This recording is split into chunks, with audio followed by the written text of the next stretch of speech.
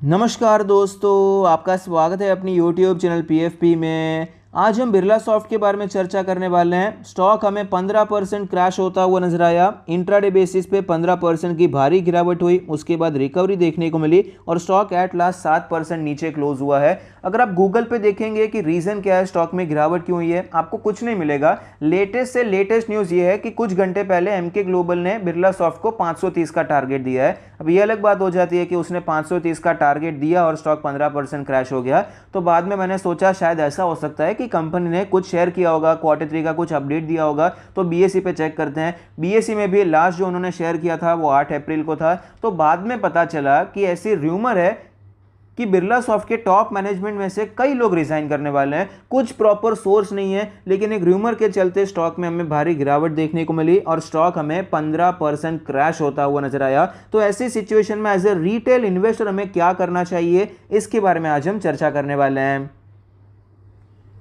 सबसे पहले कंपनी के फंडामेंटल्स पे फोकस करते हैं। कंपनी अलग अलग वर्टिकल से रेवेन्यू कमाती है। बीएफएसआई से 18.1%, एनर्जी एंड यूटिलिटीज से 15.1%, लाइफ साइंसेज से 25.5% और मैन्युफैक्चरिंग से 41.3%। जनरली आपको ये देखने को मिलेगा जो आईटी कंपनीज हैं उनका मेन रेवेन्यू बीएफएसआई से आता है, बैंकिंग, फाइनेंशियल सर्विसेज, इंश्योरेंस से, लेकिन यहाँ पर मैन्युफैक्चरिंग से ज़्यादा कॉन्ट्रीब्यूशन दिखाई पड़ता है। लोकेशन वाइज ब्रेकअप के बारे में बात करें, यूएसए 77.3%, यूरोप 13.4% और इंडिया 9.3%। ये जनरल केस होता ही है, अमेरिका और यूरोप से इनका ज़्यादा रेवेन्यू आता है। फंडामेंटल रेशियोज़ के बारे में बात करें तो आरओई ऑलमोस्ट 15% है, आरओसी 20% है, जो कि अपने एवरेजेस के साथ ही चल रही है। नेट प्रॉफिट मार्जिन 9% है, जो कि हमें इंप्रूव होता हुआ नजर आता है, अच्छी बात है।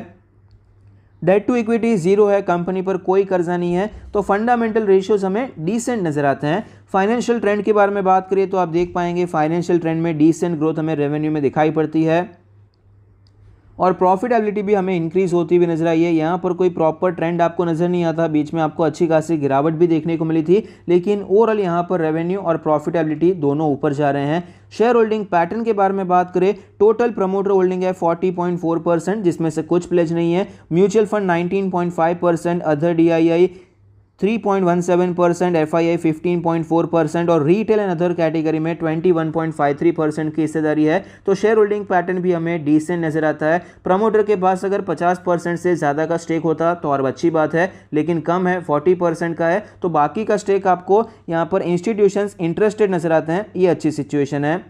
एनालिस्ट के रेटिंग के बारे में बात करें, 8 एनालिस्ट ने स्टॉक को कवर किया है और सबका मानना है कि स्टॉक में खरीदारी करनी चाहिए। हायर साइड पे देखिए 37% का अपसाइड है, मीडियम 12% का अपसाइड है और लोअर साइड पे 6% का अपसाइड दिखाई पड़ता है।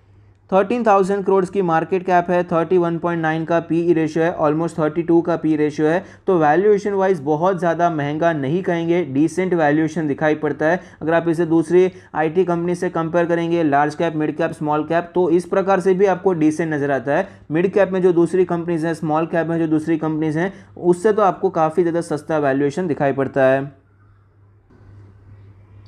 चार्ट पर हमें क्लियरली पता चलता है कि 550 प्लस के लेवल से स्टॉक में हमें गिरावट देखने को मिली। स्टॉक हमें 400 के नीचे भी जाता हुआ नजर आया, वहां से एक बाउंस बैक आया, 500 तक स्टॉक पहुंच चुका था और वहां से एक शार्प सेल ऑफ देखने को मिला है। वॉल्यूम्स भी आप देख सकते हैं, बड़े वॉल्यूम में हमें सेलिंग होती हुई नजर आती है। तो कई बार क्या होता है, सेलिंग करनी होती है, र्यूमर फैला देते हैं, कुछ तो रीज़न देना पड़ेगा कि स्टॉक इतना क्यों गिरा। कई बार ऐसा भी मार्केट में हमें देखने को मिल जाता है। तो ये रीज़न भी हो सकता है, किसी को यहाँ पर माल बेचना रहेगा तो कुछ तो रीज़न देना पड़ेगा। तो ये रीज़न दे दिया कि शायद ऐसे न्यूज़ चल रही है कि यहाँ पर टॉप मैनेजमेंट रिजाइन करने वाले हैं। तो अभी यहाँ पर मूविंग एवरेजेस के बारे में बात करें, 200 डेज के मूविंग एवरेज से एक यहाँ पर अच्छा बाउंस बैक देखने को मिला। बाकी सारे मूविंग एवरेज के आसपास की क्लोजिंग दिखाई पड़ती है। डेली आरएसआई ऑफ कोर्स काफ़ी ज़्यादा नीचे चला गया है, मोमेंटम हमें लॉस्ट होता हुआ नजर आता है। 49 का डेली आरएसआई है। वीकली चार्ट के बारे में बात करें तो वीकली चार्ट पे हमें नजर आएगा 50 वीक्स के मूविंग एवरेज से स्टॉक ने बाउंस बैक किया, लेकिन स्टॉक में कोई खास मोमेंटम देखने को नहीं मिला है। छोटी कैंडल्स यहाँ पर हमें बढ़ती हुई नजर आती है। ये दो बड़ी कैंडल्स है, अच्छी कैंडल्स हैं, लेकिन रेजिस्टेंस के नीचे की कैंडल्स हैं। ब्रेकआउट वाली कैंडल हमें स्ट्रांग नजर नहीं आई है। वीकली आरएसआई आप देख सकते हैं 51.77 का वीकली आरएसआई है, वापस हमें ये वीक होता हुआ नजर आता है क्योंकि आज स्टॉक में अच्छी खासी गिरावट देखने को मिली है।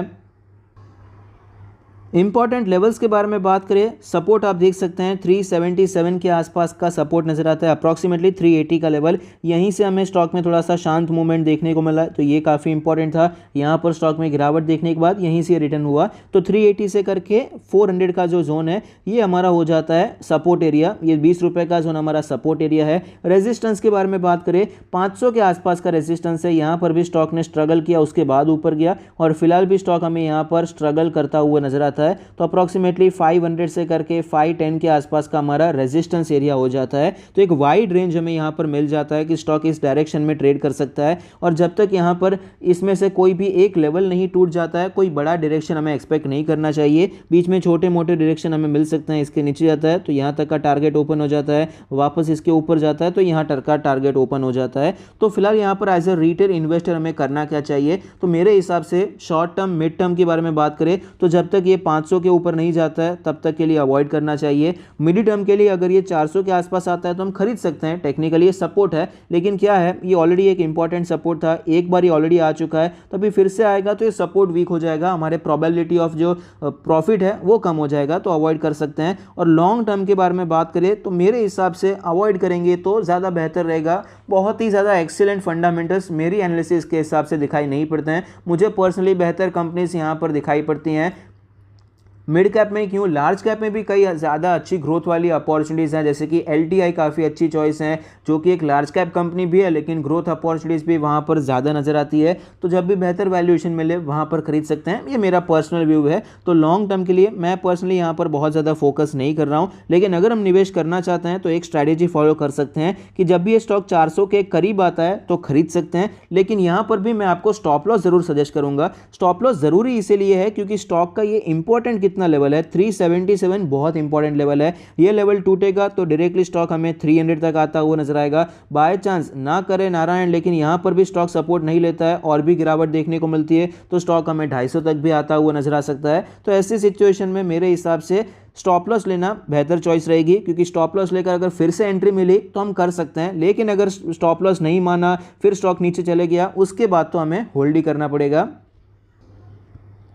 तो यहाँ पर 400, 425 ये सारे जोन में एक्यूमुलेशन कर सकते हैं, लेकिन 370 का स्टॉप लॉस मेरे हिसाब से फॉलो करना ज़रूरी हो जाता है। कंपनी के पॉजिटिव्स के बारे में बात करें तो फंडामेंटल्स हमें डिसेंट नजर आते हैं, ग्रोथ भी डिसेंट देखने को मिली है, शेयर होल्डिंग पैटर्न भी हमें अच्छा नजर आता है, DIS का स्टेक हमें बढ़ता हुआ नजर आया, वैल्यूएशन भी डिसेंट चल रहे हैं। सारे एनालिस्ट यहाँ पर हमें बुलिश दिखाई पड़ते हैं, लेकिन एनालिस्ट बुलिश हो ना हो इस पर पूरा यहाँ पर डिपेंड नहीं करता, ये भी एक पैरामीटर है। क्योंकि आज ही MK ग्लोबल ने कहा, मतलब 6-8 घंटे पहले ही कहा रहेगा कि यहाँ पर आप बाइंग कर सकते हैं, 530 का टारगेट है, और आज ही स्टॉक हमें क्रैश होता हुआ नजर आया। नेगेटिव्स के बारे में बात करें तो टेक्निकल्स हमें वीक नजर आते हैं, FIS का स्टेक भी हमें ड्रास्टिकली कम होता हुआ नजर आया है, एक ही क्वार्टर में 3-4% का स्टेक कम हो चुका है। तो ऐसी सिचुएशन में करना क्या चाहिए, शॉर्ट टर्म मिड टर्म के लिए अभी के लिए अवॉइड करना चाहिए, 500 के ऊपर सोच सकते हैं। लॉन्ग टर्म के बारे में बात करें तो आप खरीदारी करना चाहें तो 420, 400 के आसपास खरीदारी कर सकते हैं, लेकिन 370 का स्टॉप लॉस फिर भी मैं सजेस्ट करूंगा, 370 का स्टॉप लॉस ले सकते हैं, और बाद में यहाँ पर अगर 370 चला जाता है तो एग्जिट करना मेरे हिसाब से बेहतर रहेगा। आई होप आपको ये वीडियो पसंद आता है, आपके इन्वेस्टमेंट और ट्रेडिंग डिसीजन में आपको ये मदद करता है। Thank you, stay happy, happy investing.